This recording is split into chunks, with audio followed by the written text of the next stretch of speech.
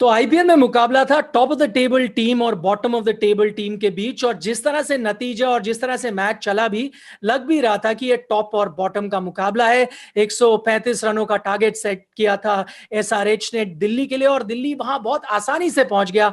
8 wicket उनके हाथ में थे और 2 ओवर बचे हुए थे। इस पर हम विस्तार से चर्चा करेंगे। हमारे साथ जुड़ेंगे संजय मांजरेकर। आप देख रहे हैं ESPN क्रिक इन्फो T20 टाइम आउट।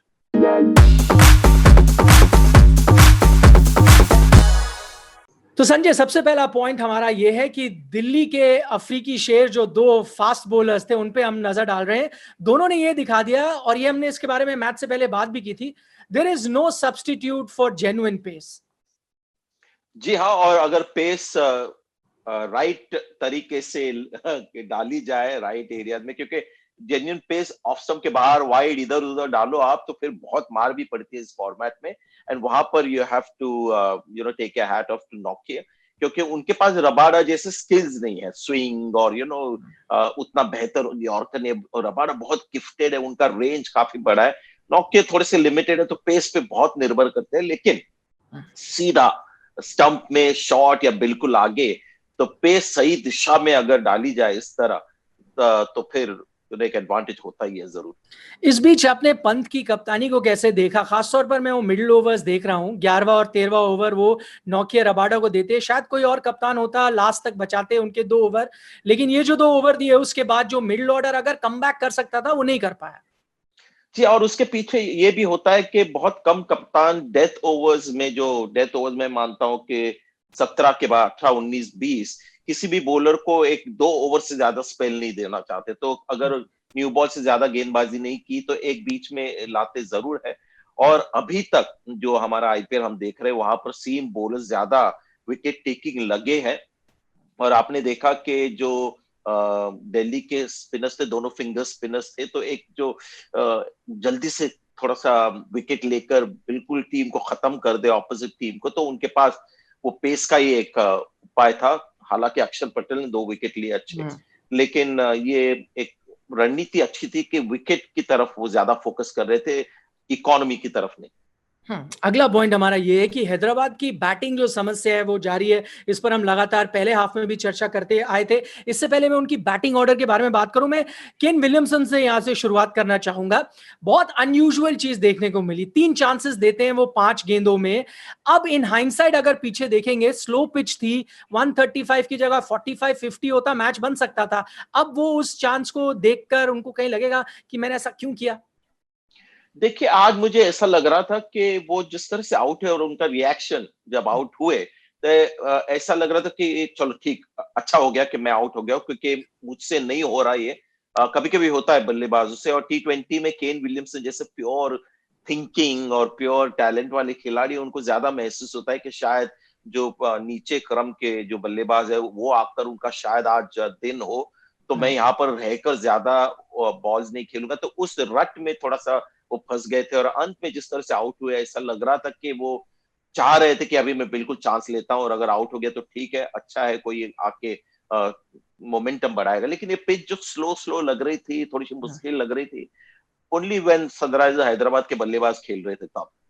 जब दिल्ली के बल्लेबाज आए तो बिल्कुल पिच एकदम इंप्रूव हो गया। तो कहीं ना कहीं शायद एबिलिटी, स्किल, कॉन्फिडेंस का भी मामला हो, थोड़ी सी स्लो हो, लेकिन इतना फर्क नहीं होना चाहिए इतनी जल्दी पिच में। तो अब दिल्ली के बारे में बात कर लें, और धवन की जो धमक है वो बिल्कुल बरकरार रही। अगर मैं देख रहा हूं पिछले 3 सीजन देखूं, मिस्टर कंसिस्टेंट अगर किसी को नाम देना हो संजय, तो इन्हें देना पड़ेगा शायद। आपने बहुत अच्छा काम किया, क्योंकि मेरे अंदर इतना भरा हुआ था शिखर धवन के लिए बोलना, क्योंकि आज मैंने उनकी बल्लेबाजी देखी, और देखिए अभी ये 36 साल के हैं। ऐसा नहीं है कि वो यंग होते जा रहे हैं लेकिन ये curious case of Benjamin button, एक फिल्म हुई थी, उसी तरह हो गया। क्योंकि बहुत कम ऐसे खिलाड़ी हम देखते हैं कि 32 की उम्र के बाद, 33 की उम्र के बाद इतने बेहतर T20 बल्लेबाज हो जाए। नॉर्मली वो थोड़ा सा उल्टा चलता है। तो आज की जो इनिंग थी और इतने गैप के बाद वो खेले, तो ऐसा अभी लग रहा है कि धवन ऐसे बल्लेबाज हो गए कि कोई भी बॉलर हो, कोई भी बॉल हो, उनके पास एक आक्रामक उसके लिए रिस्पॉन्स है, और चौकों से छक्कों से रिस्पॉन्स करते हैं। आज रशीद खान को 2 बाउंड्रियां लगी, दोनों छक्के। तो ऐसी इंप्रूवमेंट और ऐसा चेंज एक एजिंग प्लेयर में मैंने कभी देखा नहीं। तो थोड़ा सा बुरा लगता है कि T20 टीम में है नहीं। तो प्रेशर जरूर जो हमारे इंडियन टीम के ओपनर्स 1, 2, 3 जो लाइकली है T20 वर्ल्ड कप में, उन पे जरूर होगा, क्योंकि जिस तरह से शिखर धवन बल्लेबाजी कर रहे हैं, तो उन्होंने उनको बाहर रखा है। तो उनको दिखाना पड़ेगा उस टूर्नामेंट में कि वो बिल्कुल डिजर्व करते हैं शिखर धवन से पहले भारत के लिए खेलना। वैसे अपने दर्शकों को याद दिला दें कि अभी भी लास्ट डेट ऑफ जो टीम का जो चयन है वो आई नहीं है। कितने भी बदलाव अलाउड है, कितने भी आप कर सकते हैं। बहरहाल भारतीय चयन करते हैं, करेंगे नहीं, देखना होगा। लेकिन दिल्ली की संजय शुरुआत तो अच्छी रही। अगर आपको जीतना था एसआरएच को तो जल्दी विकेट चटकाने थे। यहाँ पर केन विलियमसन की कप्तानी के हम सब फैन है, लेकिन कहीं ना कहीं आपको लगा संदीप शर्मा जो नई बॉल के साथ ही विकेट ले सकते हैं, वो 7वें ओवर में आते हैं, रशीद और होल्डर भी उनसे पहले गेंद डाल देते हैं। देखिए, मुझे लग रहा था कि पृथ्वी शॉ के लिए खलील अहमद को रखा था, क्योंकि एंगल थोड़ा सा बाहर लेके जाए। लेकिन ये अच्छा आपका सुझाव है, क्योंकि अगर संदीप शर्मा टीम में है तो उनके जो बड़े स्विंग है उसको थोड़ा सा ट्राई कीजिए। जेसन होल्डर शायद वन चेंज आ सकते थे, और रशीद खान जब भी आपका मन चाहे आप लाइए, और वो अच्छी तरह से गेंदबाजी करेंगे। इस बीच श्रेयस अय्यर और ऋषभ पंत की शानदार साझेदारी देखने को मिली। श्रेयस अय्यर के बारे में बात करते हैं संजय, उनके लिए बहुत जरूरी होगा। कप्तानी तो चली गई है, लेकिन इंजरी से आ रहे हैं, फॉर्म में आना बहुत जरूरी था। जी हाँ, बहुत बड़ा मोमेंट था। और आपने देखा रिकी पॉन्टिंग ने किस तरह से उनको जाके ग्रीट किया, उनसे क्या बोलते हैं हिंदी में, एम्ब्रेस को क्या बोलते हैं, गले लगाया, गले लग गए वो श्रेयस अय्यर के। क्योंकि शायद कहीं ना कहीं रिकी पॉन्टिंग को लग रहा था कि एक कमी थोड़ी सी है टीम में। और with due respect to Steve Smith जो महान बल्लेबाज है, लेकिन T20 फॉर्मेट में आपने देखा क्या फर्क पड़ता है कि जब श्रेयस अय्यर नंबर 3 पे होते या स्टीव स्मिथ होते।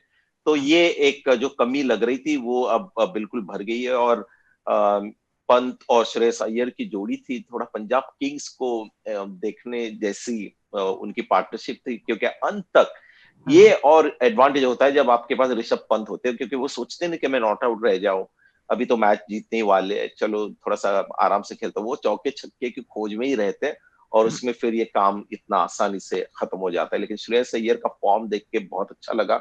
पावर हिटिंग की उनके पास एबिलिटी है, और एक उनका जो आत्मविश्वास है निखिल, वो you have to praise that. क्योंकि अगर आपने देखा रशीद खान के एक लेग स्पिन पे बिल्कुल ऐसे बीट हो गए, वो नेक्स्ट बॉल उन्होंने थोड़ा सा उल्टा गुगली वाला डाला, उन्होंने छक्का मार दिया उसके ऊपर। तो ये नई पीढ़ी है भारतीय क्रिकेट की, श्रेयस अय्यर जैसे कि इनका सबसे बड़ी इनकी जो ताकत है वो है आत्मविश्वास। चलिए आखिरी पॉइंट का रुख कर रहे हैं संजय, और वो है लय में नहीं दिखे रविचंद्रन अश्विन। इस पे हमने चर्चा की थी। आपका कहना था अगर आप टीम का चयन कर रहे होते तो शायद अमित मिश्रा के साथ इस टीम में जाते। बहरहाल अश्विन इस मैच को खेले। क्या लगता है, देखिए बुरा दिन किसी का भी हो सकता है, लेकिन आज जिस तरह से गेंदबाजी वो कर रहे थे, एक दो बहुत एलिमेंट्री मिस्टेक्स, नो बॉल करे, कुछ वाइड हुए, बहुत शॉट डाला, तेजी से डालने की कोशिश कर रहे हैं, कैसा देखा आपने अश्विन की गेंदबाजी को? देखिए, मैं ये काफी सालों से अश्विन की ऐसी बॉलिंग देख रहा हूँ। आज एक कैच ड्रॉप हुआ जरूर, लेकिन 5 मैचेस में केवल 1 विकेट उन्होंने निकाला। अभी 6 मैचेस हो गए और 1 कैच ड्रॉप हुआ। और अगर आपको कंपैरिजन करना है तो उन्होंने इतनी कोशिशें की, अलग अलग रन अप से, अलग अलग डिलीवरी एक्शन, अलग अलग गेंदे, और अक्षर पटेल ने चुपचाप 4 ओवर आके ऐसे डाले, 24 रन देके और 2 विकेट लिए, और अश्विन को एक ड्रॉप हुआ कैच।